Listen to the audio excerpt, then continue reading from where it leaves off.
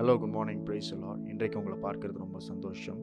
இன்றைக்கும் தேவன் தம்முடைய வார்த்தையை உங்களுக்காக ஸ்பெசிஃபிக்காக அனுப்புகிறவர். தேவனுடைய வாயிலிருந்து புறப்படுகிற ஒவ்வொரு வார்த்தையின்படி மனுஷன் பிழைக்கிறான்.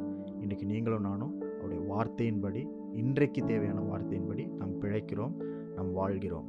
அதுதான் ஆண்டவர் இன்றைக்கு உங்களிடத்தில் பேசுகிறார். சங்கீதம் 103 அதிகாரம் 2-3 வசனங்கள் இப்படி சொல்லுகிறது: என் ஆத்துமாவை கர்த்தரை ஸ்தோத்திரி, அவர் செய்த சகல உபகாரங்களையும் மறவாதே, அவர் உன் அக்கிரமங்களை எல்லாம் மன்னித்து உன் நோய்களை எல்லாம் குணமாக்கி.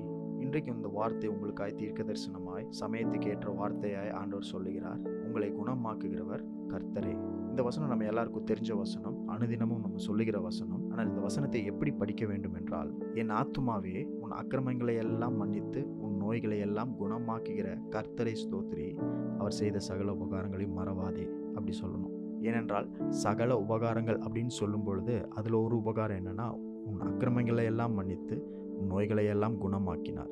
மன்னிப்பதும் குணமாக்குகிறதும் தேவனுடைய உபகாரங்களில் ஒரு உபகாரமாக இருக்கிறது. இங்கிலீஷில் to not forget all the benefits அப்படின்னு இருக்கும். தேவன் உனக்கு செய்த எல்லா பெனிஃபிட்டையும், நன்மைகளையும் மறவாத அப்படின்னு சொல்லப்பட்டிருக்கும். One of the benefit is healing. God is your healer. கர்த்தர் உங்களை குணமாக்குகிறவர், சுகமாக்குகிறவர்.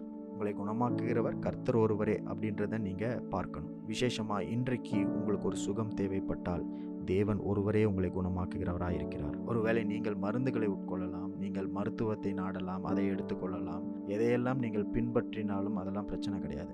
ஆனால் தேவன் உங்களை குணமாக்குகிறவர், கர்த்தர் தான் உங்களை குணமாக்குகிறவர், அவர் ஒருவரே அப்படின்றது தான் தேவன் உங்கள் வாழ்க்கையில் கொடுத்திருக்கிற உபகாரம், செய்த உபகாரம். அதனால் உங்களுடைய ஆத்மா, உங்களுடைய மனது, உங்களுடைய எண்ணங்கள் எல்லாம் அவரை ஸ்தோத்தரிக்க வேண்டும். Doctors can only treat you, doctors can only give treatment, but only God can heal you, because God is your healer. He gives healing for your body, healing for your emotions, your thoughts, your mind, your finances, education and whatever it may be. He is your healer. கர்த்தர் உங்களுடைய சரீரத்தை குணமாக்குகிறார், உங்களுடைய உணர்ச்சிகளை குணமாக்குகிறார், உங்களுடைய எண்ணங்களை, உங்களுடைய சிந்தைகளை, உங்களுடைய பொருளாதாரத்தை, உங்களுடைய பணத்தை, உங்களுடைய படிப்பை எல்லாவற்றையும் குணமாக்குகிறவர் கர்த்தர் ஒருவரே. எல்லா பகுதிகளிலும் உங்களை குணமாக்குகிறவர் கர்த்தர் ஒருவரே.